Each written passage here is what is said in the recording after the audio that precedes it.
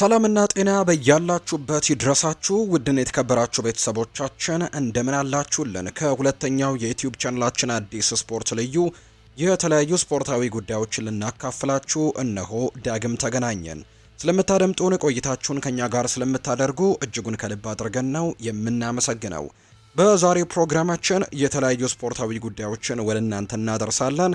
ከነዚህ መካከል ማንቸስተር ዩናይትድን፣ አርሰናልን፣ ሊቨርፑል፣ ቼልሲን፣ ማንቸስተር ሲቲን፣ ሪያል ማድሪድን ሌሎችንም የአውሮፓ ታላላቅ ክለቦችን የተመለከቱ ከጠዋት ጀምሮ ሲወጡ የነበሩ እጅግ በርከት ያሉ የዝውውር ጉዳዮቻቸውን ወደ እናንተ እያደረሰን ቆይታን የምናደርግ ነው የሚሆነው። ፉአድ ባህሩ ከመላው የስቱዲዮ ባለሙያዎች ጋር በመሆን የዛሬውን ፕሮግራም እየመራው ከእናንተ ጋር ቆይታን አደርጋለሁ። እናንተም ቪዲዮአችንን ላይክ ቻናላችንን ደግሞ ሰብስክራይብ እያደረጋችሁ ቆይታችሁን ከኛ ጋር አድርጉ።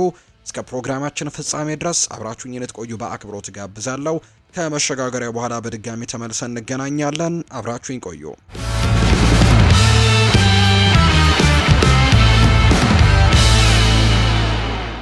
ማንቸስተር ዩናይትድ የኮሎምቢያዊውን በጣም ተስፈኛ ወጣት ተጫዋች ክሪስቲያን አሮስኮን 18 ዓመቱ ሲሞላው ለማስፈረም ከስምምነት ደረሰ። ጋዜጠኛ ፓይፖ እንደተናገረው ከሆነ ከቤን ጃኮብስ በተገኘ ተጨማሪ መረጃ እንግዲህ የማንቸስተር ዩናይትዶች ይህንን ደቡብ አሜሪካዊ ተሰጥኦን የማስፈረም ፉክክርን ያሸንፋል ተብሏል። ያልተጠበቀ የሚመስለው ዝውውር ዝርዝር መረጃ ከዚህ በፊትም የተለያዩ መረጃዎች ሲወጡበት እንደነበር ይታወሳል። ማንቸስተር ዩናይትዶች ተጫዋቹን ማስፈረም ስልታቸውን የበለጠ ለማሻሻል በሚፈልጉበት በዚህ ጊዜ ብልህነት የተሞላበት ስራን እንደሰሩ በርካቶች ያምናሉ። ማንቸስተር ዩናይትድ የኮሎምቢያ ከ17 ዓመት በታች ቡድን ብሔራዊ ቡድን ተጫዋች የሆነውን ክሪስቲያን አሮስኮን 18 ዓመቱ ሲሞላው ለማስፈረም ከስምምነት ደርሷል። ይህ ደግሞ በጣም ጥሩ ተጫዋች እንደሆነና የተከላካይ አማካይ ቦታ ላይ በጣም ጥሩ አቅም እንዳለው ያሳየ ተጫዋች ነው። ኮሎምቢያም በክረምቱ ከ17 ዓመት በታች የደቡብ አሜሪካ ሻምፒዮና ፍጻሜ ስትደርስም በካፕቴንነት ቡድኑን መርቷል። አሮስኮ ለብዙ የእግር ኳስ ደጋፊዎች ያን ያክል የሚታወቅ ስም አይደለም። ነገር ግን የዩናይትድ ደጋፊዎች ዝውውር በክለቡ ስካውቲንግ ስርዓቱን እያሻሻለ መሆኑን የሚያሳይ ምልክት እንደሚሆን ተስፋ ያደርጋሉ። ከሰር አሌክሳንደር ቻፕማን ፈርጉሰን ዘመን በኋላ በተደጋጋሚ አይተናል። ማንቸስተር ዩናይትድ እንደ ጄደን ሳንቾ፣ አንቶኒ፣ አንድሬ ኦናና፣ ራስመስ ሆይለንድ የመሳሰሉ ተጫዋቾች ላይ ብዙ ገንዘቦችን ሲያወጣና በመጨረሻም ውድቅ ሲሆኑ ተመልክተናል። ይሁን እንጂ እንደዚህ አይነት ዝውውር ርካሽ በሆነ ዋጋም የሚመጣ በመሆኑና በተለይም እንደ ብራይተን ባሉ ክለቦች እንደታየው ከጊዜ ወደ ጊዜ እየጨመረ ስለሚሄድም የዝውውር ደግሞ ዩናይትድ በረጅም ጊዜ ሊረዳው እንደሚችል የሚታመን ነው። የዩናይትድ ከብዙ ተቀናቃኞቹ ወደ ኋላ የቀረበት ቦታ ነው። ነገር ግን አሮስኮ በሚቀጥሉት ጥቂት ዓመታት በጨዋታው ውስጥም ትልቅ የወደፊት ህይወት ሊኖረው የሚችል ብሩህ ተስፋ ያለው ተጫዋች ተደርጎ እየተወሰደም ይገኛል። ቶትናም ሆትስፐርስ ከሃሪኬን ዝውውር ጋር እየተያዘ ይገኛል። እናም ተጫዋቹ የቡንደስሊጋውን ክለብ ለቆ የሚሄድ ከሆነ ወደ ፕሪሚየር ሊግ መመለስን እንደሚመርጥ ነው ዘገባው የሚያሳየው። አጥቂው ክለቡን ከተቀላቀለ ወዲህ ለባየር ሚኒክ እጅግ አስደናቂ ብቃትን እያሳየ ሲሆን ክለቡ የሊግ ዋንጫን እንዲያሸንፍም ረድቷል። ከነሱ ጋርም የዩኤፋ ቻምፒየንስ ሊግን ለማሸነፍም ተስፋ ያደርጋል። ሃሪኬን በሚቀጥለው የውድድር ዘመን ወደ ፕሪሚየር ሊጉ ለመመለስም ይወስን እንደሆነ ማየቱ አስደሳች ነው። እንደ ዘገባዎች ከሆነ ቶትናም ሃሪኬንን ወደ ክለቡ ለመመለስም ዝግጁ እንደሆነ ተዘግቧል። እናም አሰልጣኝ ቶማስ ፍራንክ በቅርቡ የእንግሊዝ ብሔራዊ ቡድን ተጫዋቹን በደስታ እንደሚቀበሉት ነው የገለጹት። ሃሪኬን ወደ ፕሪሚየር ሊግ መመለስ መፈለጉ ለሰሜን ለንደኑ ክለብም ትልቅ ማበረታቻ ይሆናል። ሃሪኬን ወደ ክለቡ እንዲመለስ የማግባባት እድላቸው በእርግጠኝነት ይፈልጋሉ። ኬን በዓለም አቀፍ ደረጃ የሚመደብ ተጫዋች ሲሆን በዓለም ላይ ያለ ማንኛውም ቡድን ማሻሻል የሚችልና ለቶትንሃምም ትልቅ ለውጥ ሊያመጣም ይችላል። ግቦችን ያለማቋረጥ ማስቆጠር ባልቻለው ዶሚኒክ ሶላንኬ ላይም ከፍተኛ መሻሻል ይሆናል። ሃሪኬን በዚህ የውድድር ዘመን በ7 ጨዋታዎች ብቻ 13 ግቦችን አስቆጥሯል። የ32 ዓመቱ ተጫዋች ክለቡን በደንብ ያውቀዋል። እናም በፍጥነት መረጋጋትም ይችላል። ወደ ልጅነት ክለቡ መመለስ ለሱም ተስማሚ ሊሆን ይችላል። የሙያው የመጨረሻ ደረጃዎች ላይ የደረሰ ነው። እናም አሁን ላይ በእግር ኳሱ መደሰትን ይፈልጋል። ወደ ቶትንሃም መመለስ ለሁለቱም ወገኖች ደግሞ ተመራጭ ሊሆን እንደሚችል ነው የሚታመነው። የሰሜን ለንደኑ ክለብ ዋንጫዎችን ያለማቋረጥ ማሸነፍ የሚችል ቡድን ለመገንባት በሚፈልግበት በዚህ ጊዜ የሱን ጥራትና ልምድም መጠቀም ይችላሉ። በውል ውስጥም ባለው አንቀጽ ምክንያት ወደ 60 ሚሊዮን ዩሮ አካባቢም ሊያስወጣ ይችላል ተብሏል። እናም ደግሞ ቶተንሃም ለመክፈል ዝግጁ መሆኑን ማየትም አስደሳች ያደርገዋል። ዝውውሩን ለማሳካት የሚያስችል የፋይናንስ አቅምም ይኖራቸዋል ተብሎ እንደሚጠበቅ ነው መረጃው እየወጣ የሚገኘው። ሊቨርፑልና ማንቸስተር ዩናይትድ በሚቀጥሉት ወራት የኖቲንግሃም ፎረስቱን አማካይ ኤሊዮት አንደርሰንን ለማስፈረም ትልቅ ፉክክር ያደርጋሉ። የ22 ዓመቱ ተጫዋች ለኖቲንግሃም ፎረስት እጅግ አስደናቂ ብቃትን ያሳየ ሲሆን በርካታ ክለቦችም እድገቱን እየተከታተሉት ነው። እሱ ለሁሉም ክለቦችም የረጅም ጊዜ ጥራት ያለው ግዢ መሆን ይችላል። ሊቨርፑል በመሃል ሜዳ ላይ የበለጠ ቁጥጥርና የመከላከል ሽፋን የሚያስፈልገው ሲሆን ኤሊዮት አንደርሰንም ተስማሚ ግዢ ሊሆን ይችላል። የፕሪሚየር ሊጉ ሻምፒየን ክለብን የመቀላቀል እድል ለተጫዋቹ እምቢ ለማለት የሚከብድ ሊሆን ይችላል። ነገር ግን ኖቲንግሃም ፎረስትን ማሳመን አስቸጋሪ ነው የሚሆነው። እነሱም በዚህ ክረምት ቁልፍ ተጫዋቾቻቸውን እንዲሸጡ ጫና እንደማይደረግባቸው ቀደም ብለው አሳይተዋል። በቅርብ ጊዜ ውስጥ ኤሊዮት አንደርሰንን እንዲሸጡ ማሳመን ከባድ ይሆናል። በተመሳሳይ ሊቨርፑል ብቻውን አይደለም እሱን የሚፈልገው፣ ከባላንጣው ማንቸስተር ዩናይትድ ጋርም ትልቅ ፉክክር ያደርጋሉ ተብሎ ነው የሚጠበቀው። ግሬም ቤሊ ለቲቢአር ፉትቦል ሲናገርም ኤሊዮት አንደርሰን ለኖቲንግሃም ፎረስት ከፍተኛ ደረጃ ያለው ብቃትም አሳይቷል። እናም እነሱ ፍላጎታቸው እየጨመረ መምጣቱን ያውቃሉ። ነገር ግን ኖቲንግሃም ፎረስት በሱ ላይ የሚነሳውን ማንኛውንም ፍላጎት ለማስተናገድ ምንም አይነት ፍላጎት እንደሌለው ተናግሮኛል። አዲሱ አሰልጣኝ አንጌ ፖስት ኮግሉም በመምጣቱ ወደፊት ለቡድኑ ዋነኛ ምሰሶ እንዲሆንም ይፈልጋሉን የተባለው። ማንቸስተር ዩናይትድ በመሃል ሜዳ ላይ ተጨማሪ ጥራት ያስፈልጋቸዋል። በዚህ የውድድር ዘመን ጨዋታዎችን ለመቆጣጠር ሲቸገሩም ቆይተዋል። እናም ደግሞ እንደ ኤሊዮት አንደርሰን ያለ ሰው ትልቅ ለውጥ ሊያመጣ ይችላል። በክረምቱ የዝውውር መስኮትም ካርሎስ ባሌባን ከብራይተን ለማስፈረም ሞክረው ነበር፣ ነገር ግን ዝውውሩ ሳይሳካ ቀርቷል። ኤሊዮት አንደርሰንን ለማስፈረም የሚደረገው ማንኛውም እንቅስቃሴ በጣም አስቸጋሪ ይመስላል።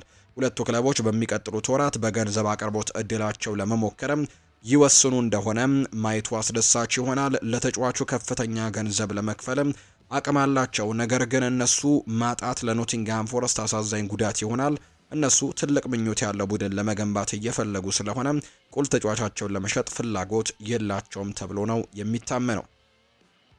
አርሰናል የቱርኩን አጥቂ ኬናን ይልዲዝን ከዩቬንቱስ ለማስፈረም ፍላጎት ያለው ሲሆን ለዚህ ዝውውርም ተጫዋችና ገንዘብ ለማቅረብ ዝግጁ ናቸው።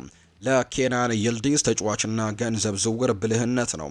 እንደ ዘገባዎች ከሆነም ለቱርኩ አጥቂ ዝውውሩ 60 ሚሊዮን ዩሮና ከሊያንድሮ ትሮሳርድ ጋር አብረው ሊያቀርቡ ይችላሉ ተብሏል። ኬናን ይልዲዝ በአውሮፓ ውስጥ ከፍተኛ ግምት የሚሰጠው ሲሆን የ20 ዓመቱ ተጫዋች ዓለም አቀፍ ደረጃውን የጠበቀ ተጫዋች ለመሆንም የሚያስችሉ ሁሉም ችሎታዎች ያሉት። አርሰናል ይህንን ዝውውር ማሳካት ከቻለም ኬናን ይልዲዝ ወደፊት የክለቡ ኮከብ ሆኖ ሊታይ እንደሚችልም በርካቶች ግምቶቻቸውን እየሰጡ ነው። ምንም እንኳን ቤልጅማዊው ሊያንድሮ ትሮሳርድ ለአርሰናል ጥሩ ብቃት እያሳየ ቢሆንም ቋሚ የመጀመሪያ ተሰላፊ ግን አይደለም። እሱን በአውሮፓ እግር ኳስ ውስጥ ካሉ ምርጥ ወጣት አጥቂዎች አንዱ መተካትም የላቀ እንቅስቃሴ ይሆናል።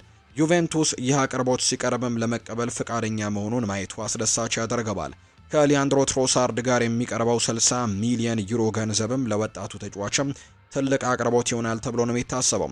አርሰናል በዓለም ላይ ካሉ ከትልልቅ ክለቦች አንዱ ሲሆን እሱን የመቀላቀል እድሉም ለወጣቱ አጥቂ አስደሳች ያደርገዋል። ከነሱ ጋርም ለሊግና ለቻምፒየንስ ሊግም ለመፋለም ይፈልጋል። ሚኬል አርቴታ ወጣት ተጫዋቾችን በማሻሻልም ጥሩ ስራዎችን እየሰራ ነው። እናም የዚህን ቱርካዊ ተጫዋችን እድገት ጉዞም በትልቁ ከፍ ሊያደርገው እንደሚችል በርካቶች ይገምታሉ። ኬናን ይልዲዝ በሶስቱም የአጥቂ መስመሮች ላይ የመጫወት ችሎታ አለው።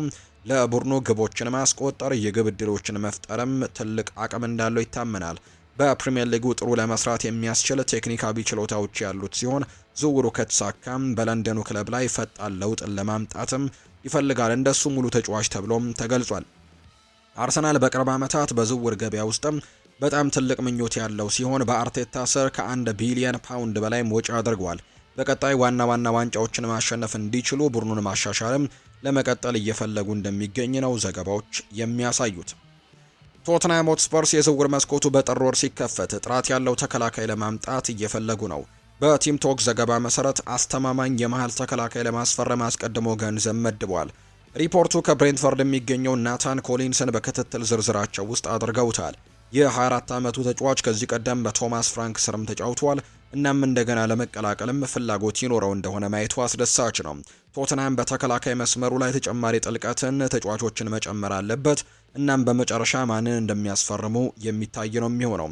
የውድድር ዘመኑ በጥሩ ሁኔታ የጀመሩ ሲሆን በዚህ የውድድር ዘመን ለዋንጫዎች ለመፋለምም ይፈልጋሉ።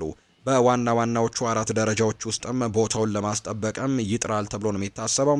በጥር ወር ትክክለኛ ተጫዋቾችን ማስፈረም የበለጠ እንዲሻሻሉና አሁን ያለውን አቋማቸውን እንዲያስቀጥሉ ይረዳቸዋል። ናታን ኮሊንስ ከነሱ ጋር ከተቀላቀለ በሰሜን ለንደን ክለብም በፍጥነት መረጋጋትና ፈጣን ለውጥን ማምጣት ይኖርበታል ተብሎ ይታሰባል። የ24 ዓመቱ ተጫዋች በፕሪሚየር ሊግ ውስጥ በደንብ የለመደ ሲሆን ቶማስ ፍራንክ መጫወት የሚወደውን መንገድም በደንብ ጠንቅቆ ያውቃል።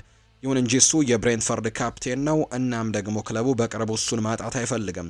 በቅርቡ ቁልፍ ተጫዋቾችን እንዲለቁ የፈቀዱ ሲሆን በዚህ የውድድር ዘመን ቡድኑ የበለጠ መዳከም አይፈልግም። ኮሊንስን ለማስፈረም የሚደረገው ማንኛውም እንቅስቃሴ እስከ ክረምቱ የተጫዋቾች የዝውውር መስኮት ድረስም መጠበቅ ሊያስፈልጋቸው እንደሚችል ይታመናል። በሚቀጥሉት ጥቂት ሳምንታት ውስጥ ሁኔታው እንዴት እንደሚለወጥ የሚታይ ይሆናል።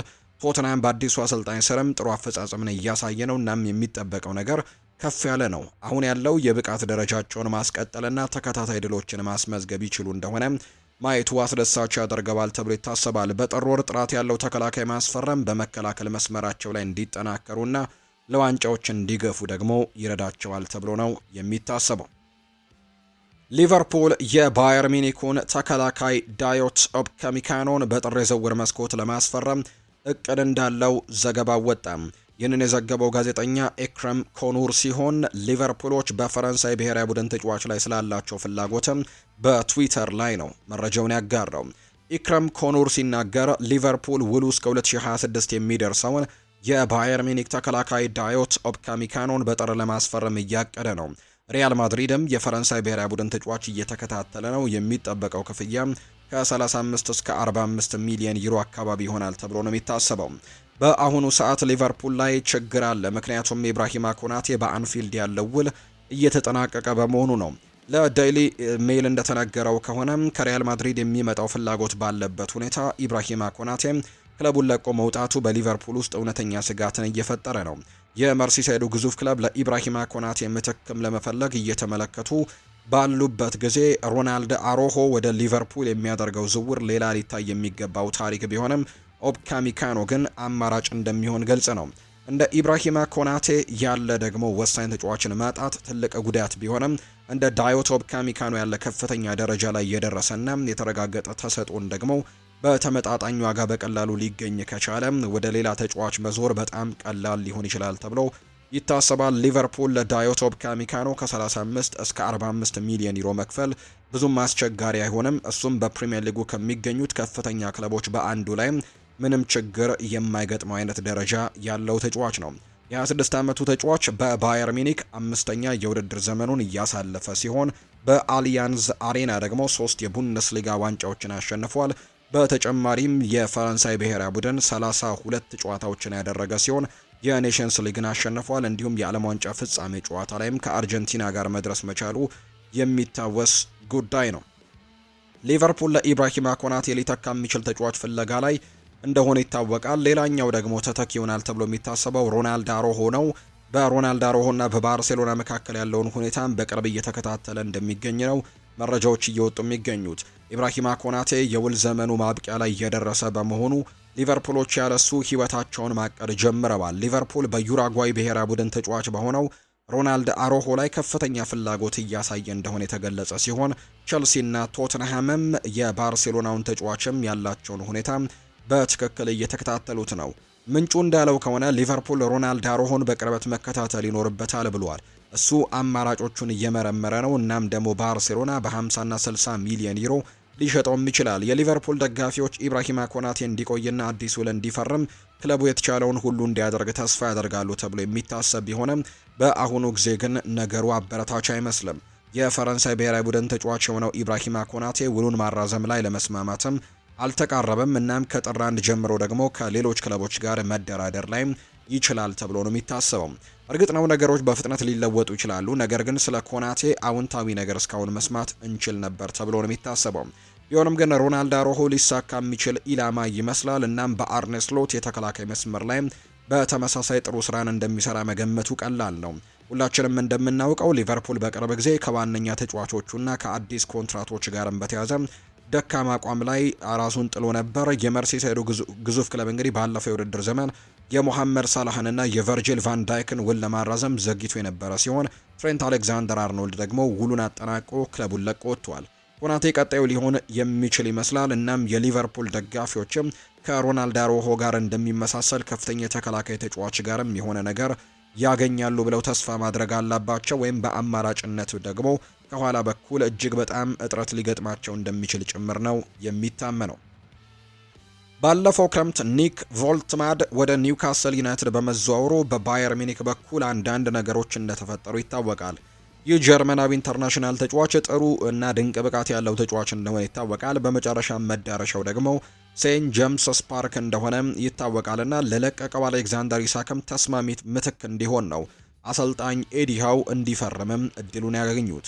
ይሁን እንጂ ኒክ ቮልትማድ ወደ ባየር ሚኒክም ሊዘዋወር ይችል እንደነበር ለተወሰነ ጊዜም ስሙ ሲነሳ እንደነበር እናስታውሳለን። እናም የባቫሪያኑ ግዙፍ ክለብም ይህ እንዴት እንደተፈጠረ እስካሁን ድረስ ምላሾችን እየሰጡ ነው የሚገኙት። እንደ ዘገባዎች ከሆነም እንደተናገሩት ከሆነ ኒክ ቮልትማድ ባየር ሚኒክን ላለመምረጥ የመረጠበት ምክንያትም ከፊት ለፊት ባለው ስፍራም የሃሪኬን መኖር እንደሆነ ይነገራል። ሃሪኬን ስላለ ይህ ተጫዋች ወደ ባየር ሚኒክ ማምራትን ምርጫው አላደረገም። ምክንያቱም ትልቅ ፉክክር እንደሚጠብቀው ስለሚያውቅ። ስለ ቮልትማዴና በዚህ ክረምት ስለነበረው ሁኔታ አንዳንድ መረጃዎችን ሰጥቷል። ኬሊም በጣም በፍጥነት የምናገረው ነገር ቢኖር በእርግጠኝነትም የምናገረው ነገር ቢኖር ባየር ሚኒክ ኒክ ቮልትማድን ወደ ኒውካስል በመሄዱ በጣም ተናደዋል ሲልም ጭምር ነው የተናገረው። እሱ ወዲያውኑ ወደ ባየር ሚኒክ ቡድን እንደሚገባ አስበው ነበር። ነገር ግን እሱ ያልሄደበት አንዱ ምክንያት ከፊት ለፊት ሃሪኬን ስላለ የጨዋታ ጊዜ እንደማያገኝ ስላወቀ ነው።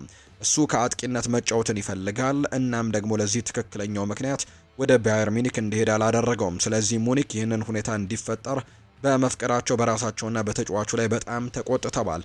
ኒውካስል ደጋፊዎችም ይህንን በመስማታቸው በእርግጥ የሚደሰታሉ። ምክንያቱም ትልቅ ተሰጥኦ ያለው ተጫዋችን ማስፈረማቸውን ግልጽ ያደርግላቸዋል። እንደ ባየርን ያለ ትልቅ የአውሮፓ ግዙፍ ክለብ ኒክ ቮልትማዴን ያክል እንግዲህ ከፈለገ ያ ማለት ወደፊት ምን ያክል ጥሩ ተጫዋች እንደሚሆን ፍንጭ የሰጠ ነው። የ23 ዓመቱ ተጫዋች ለማክፓይሶቹም እስካሁን በ4 ጨዋታዎች 2 ግቦችን ያስቆጠረ ቢሆንም ለመረጋጋት ግን ትንሽ ጊዜም ካገኘ በኋላ ከፊት ለፊት በጣም ጠቃሚ አማራጭ እንደሚያደርገው ምንም ጥያቄ የለውም ተብሎ ነው የሚታሰበው። ሞርጋን ሮጀርስ የቼልሲ የዝውውር ፍላጎት ባለበት ሁኔታ ከአስተን ቪላ ጋር አዲስ ውል ለመዋዋለም ውይይት መጀመሩ ነው እየተዘገበ የሚገኘው። የእንግሊዙ ኢንተርናሽናል ተጫዋች ባለፈው የውድድር ዘመን በፕሪሚየር ሊጉ ባሳየው ግሩም ብቃት የፒኤፍኤ የዓመቱ ምርጥ ወጣት ተጫዋች ሽልማትን ያሸነፈ ሲሆን ሁሉም ትልልቅ ክለቦች ደግሞ ሊመለከቱት የሚገባ ተጫዋች መሆኑ ምክንያታዊ እንደሆነም ዘገባዎች ያሳያሉ። እንደተዘገበው ከሆነ ቼልሲ ለ2026 ተጨማሪ ከፍተኛ ወጣት አጥቂ ተጫዋቾችን ለመመልመል ፍላጎት ስላለው በሞርጋን ሮጀርስ ላይ ያተኮረ ነው።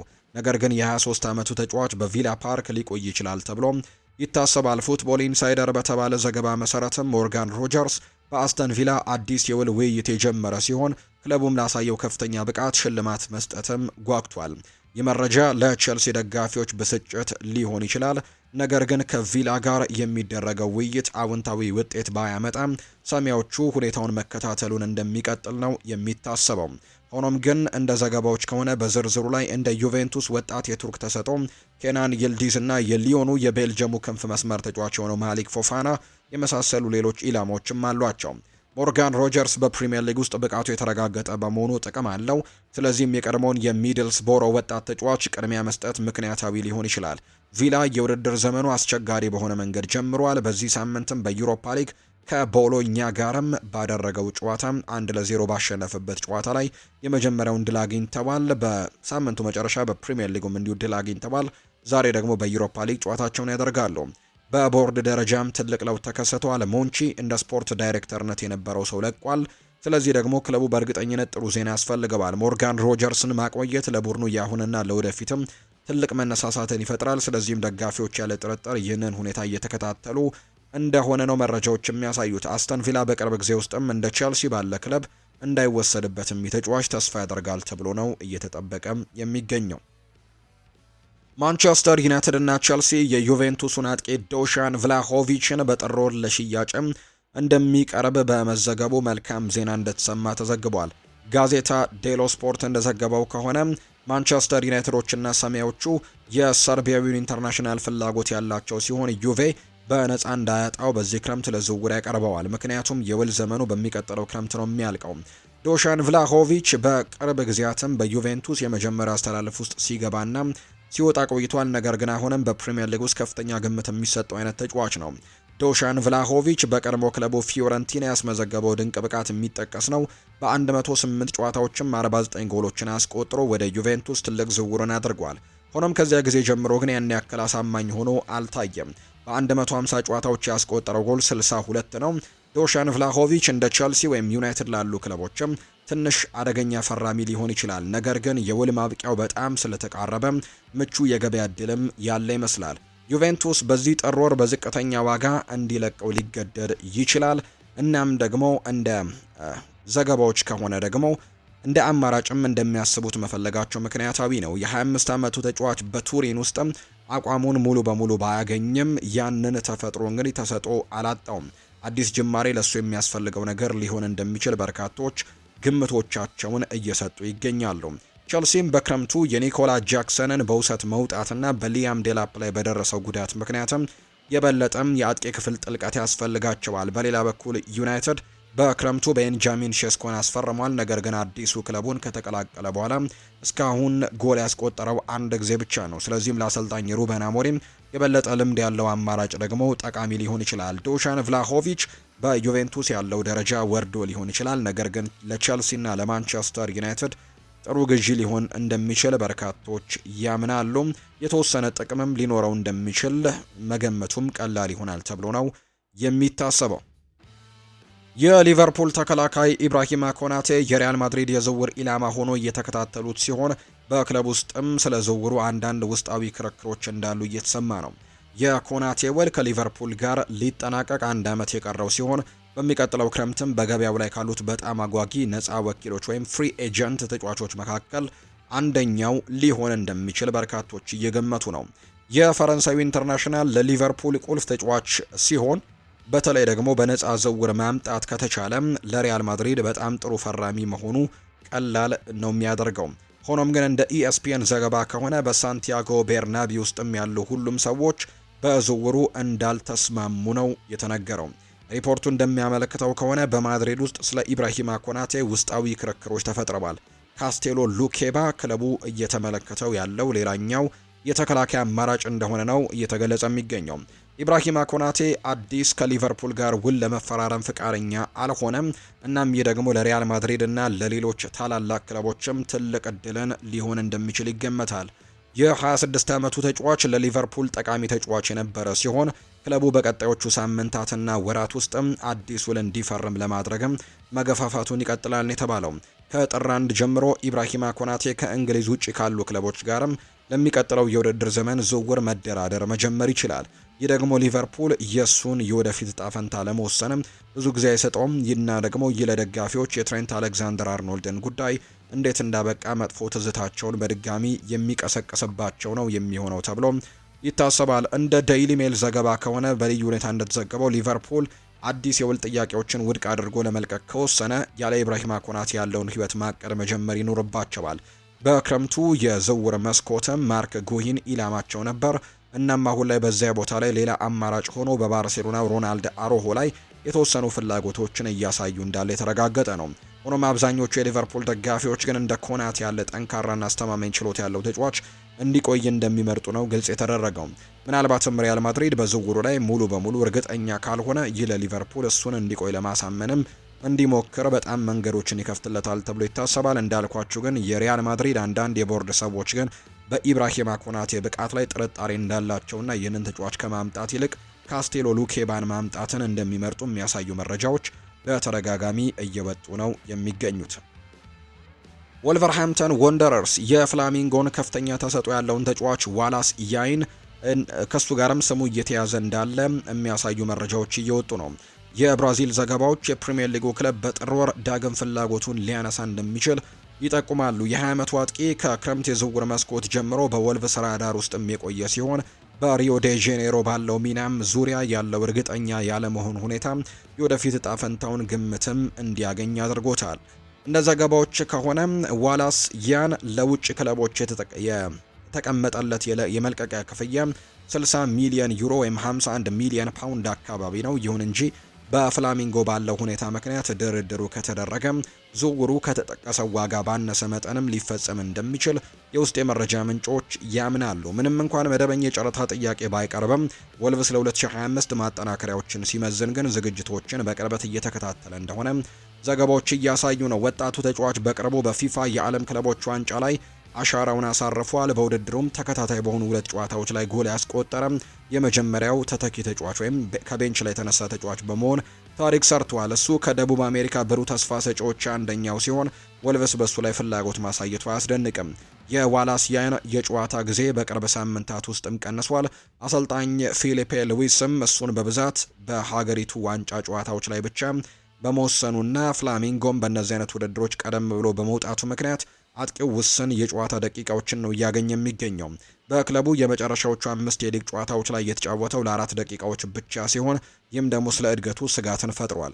ፍላሚንጎ ቀደም ሲል በዚህ ዓመትም ውሉን ካሻሻለ በኋላ ከዋና ዋና ሀብቶቹ አንዱን ለመጠበቅም ይፈልጋል። ነገር ግን ውሉን በ2027 በላይ ለማራዘም ፍቃደኛ ለመሆኑ ለወደፊቱ ወደ ውጭ ሀገር በሚደረግ ዝውውር በር ከፍቶ እንግዲህ እንደሆነ ይታመናል።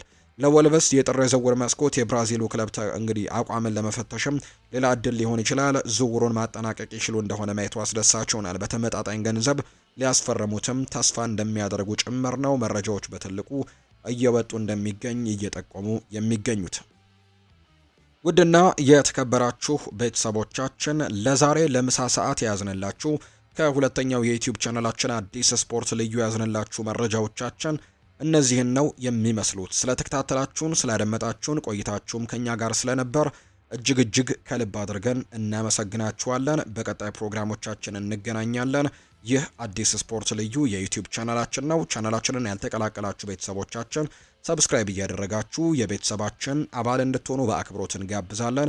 ቪዲዮአችንንም ላይክ እያደረጋችሁ እኛን እያበረታታችሁ ይህንን ፕሮግራም ስላደመጣችሁ ከልብ አድርገን ነው የምናመሰግነው። በሌሎች ፕሮግራሞቻችን ዳግም መልሰን እንገናኛለን።